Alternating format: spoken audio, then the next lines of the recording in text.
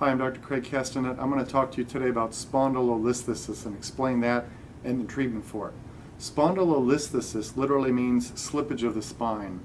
And by that it means this, and this could occur in either the low back or the neck region.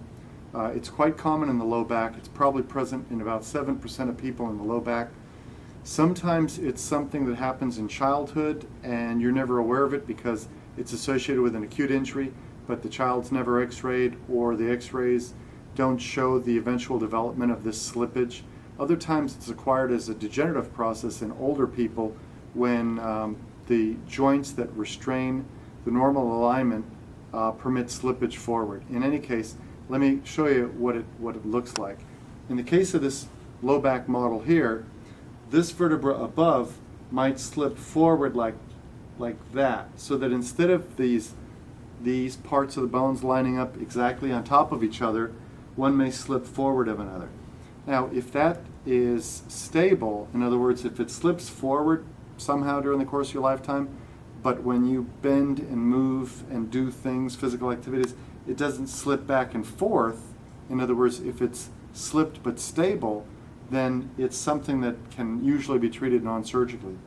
If, however, it's something that's slipped and it slips back and forth as you do physical activities during the course of your day, then it's probably going to be painful and disabling and in need of fusion, both to correct the alignment issue and to place it back the way it ought to be, also a little bit higher, because typically when there's translation like that, it's pathologic and it ruins the disc in between the bones, and it will mean that the disc will collapse over time, and you'll have to bring this up here, this bone up, pull it back in place and fuse it to the one below.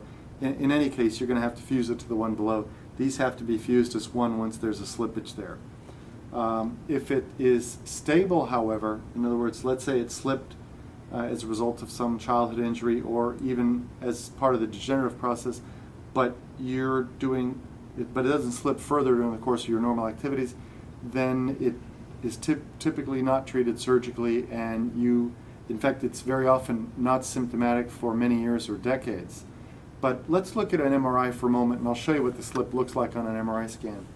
If you would pan over to this MRI scan, this is a low back spine right here. These are the vertebrae, here, here, there, there, there. And you can see that if you follow this up, there's a step off right here. So there's a straight line here where all the bones, the back part of the bones line up. When you get to right here, there's the slip. And you can see as a result of this slip here that over time this disc here was destroyed between the two bones, so that you don't have a nice thick disc like you do here and here. Instead, it's destroyed. This has slipped forward.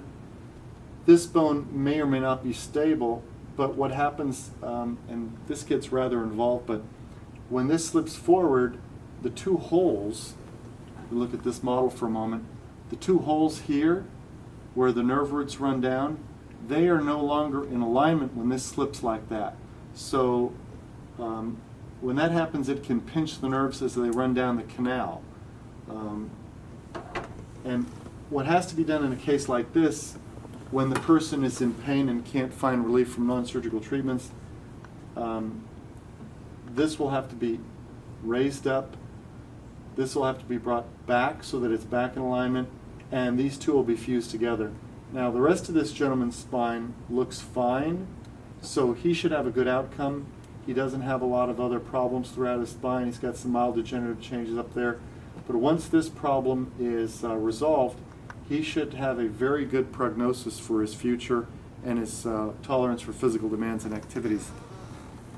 Surgery for this is the exception. For the most part, when we encounter these in those 7% of people, they can be treated effectively non-surgically. And the way we do that is with physical therapy, and I generally include spinal decompression as a means of treatment for that. Spinal decompression is a sophisticated form of traction. The person lies on a table. They're slowly separated. It makes a little bit more space in here, gets pressure off of the likely pain generators, the disc, nerve, and joint, and generally that's sufficient to relieve someone of enough pain that they can avoid surgical treatment. So for the most part, you can avoid surgery, but when you can't, sometimes it's a blessing and the best available treatment. And sorting this out requires some diagnostic testing, MRI scan, motion x-rays where you're bending backward and forth to see if that's stable, and a trial of non-surgical methods that are the most effective at trying to avoid surgical treatment. And that generally means non-surgical spinal decompression and a series of injections to see if that can help you avoid surgical treatment. So that's the topic of spondylolisthesis. Thank you.